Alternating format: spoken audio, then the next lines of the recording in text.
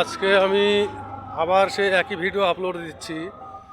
এর আগেও ভিডিওতে বলা ছিল যে ড্রাইভার নতুন করে কেউ হতে যায় না।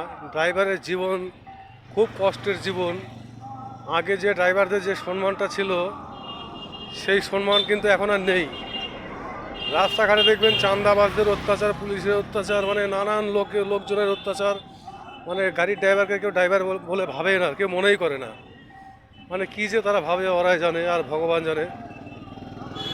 তো সেই জন্য আমি এর আগেও কয়েকটি ভিডিও আমি করেছিলাম যে নতুন করে কেউ আর ড্রাইভারি লাইনে কেউ এসো না, পারলে যে কোনো অন্য কাজ শেখো, সেটাই কাজে দিবে, সম্মান থাকবে। আর আমাদের এই ড্রাইভারি লাইফে এই কাজে কোনো সম্মান নেই, এখন আর কেউ সম্মান দেয় না, কেউ দেয় না।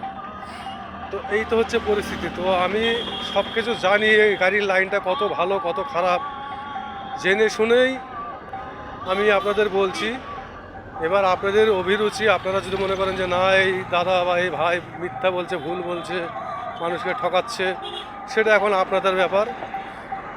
আমার যেটা মতামত, নতুন করে কেউ গাড়ি লাইনে আর আসবেন না। আসলে কিন্তু পরবর্তীতে হয়তো কোনো কাজও আর শিখতে পারবেন না, তখন নিজের জীবনটা নিজের হাতেই নষ্ট হয়ে যাবে। এই হচ্ছে পরিস্থিতি। ধন্যবাদ।